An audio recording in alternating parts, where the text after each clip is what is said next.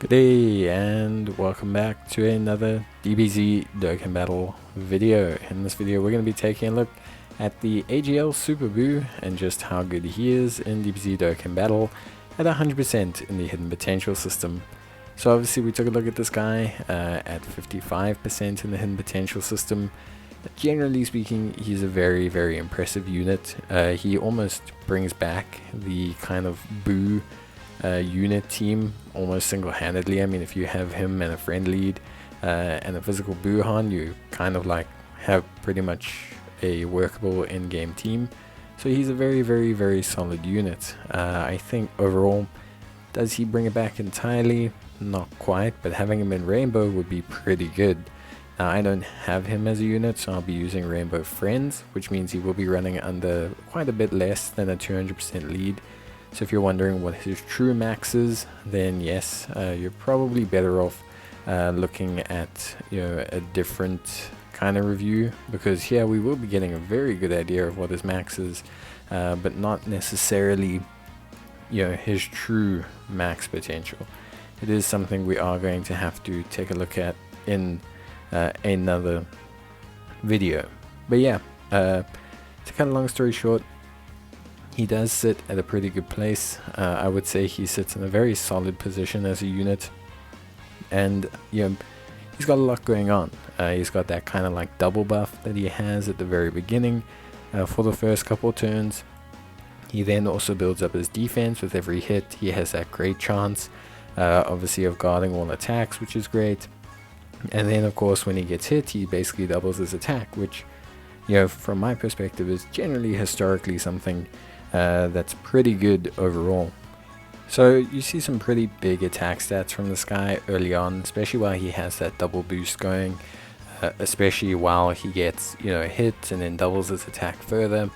The big thing is honestly not that he falls off, but he has huge attack stats in the beginning. We're talking like 20 mil, we're talking like huge, absolutely ridiculously huge attack stats, and then they do fall off a little bit, mainly just because obviously he builds up his defense, and then his attack falls off from like the 20 mils to like only the 12 mils.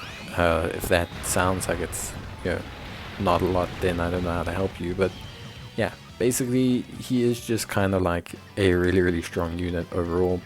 He does take a little bit of time to build up, and because he relies entirely on raw defense, he can tend to get caught out, especially if his guard does not activate. Now if his guard activates, then he's in a very strong position. He's not lacking at all. He's very strong, super duper powerful defensively and offensively. However, if his guard does not proc, he can fall off a little bit. He'll be fine to tank normals, but tanking super attacks just won't happen while his guard does not proc, at least from that perspective. But overall, he's a great unit.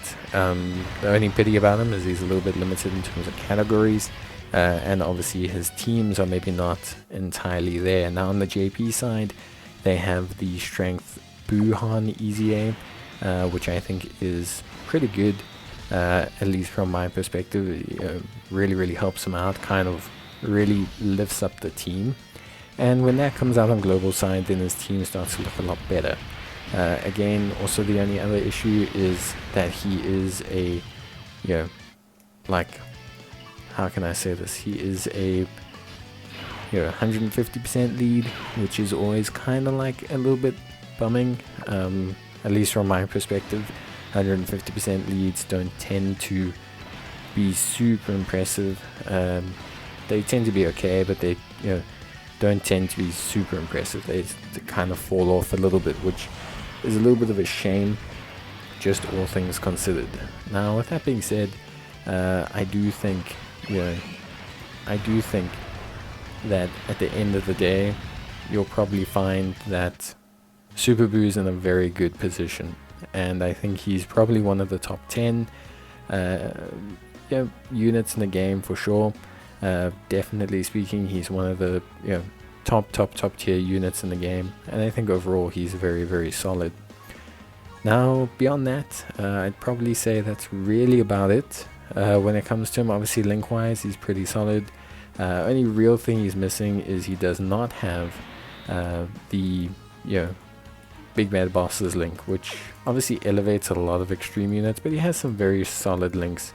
Majin Buu units historically do well, even without the Big Bad Boss's link. They have things like infinite regeneration, Majin power, Majin, so they just tend to have very solid links. Not things that are going to blow your mind, but generally speaking, just solid enough links that you don't feel weakened, by using them as units. So I think overall, that's at least something that works in his favor.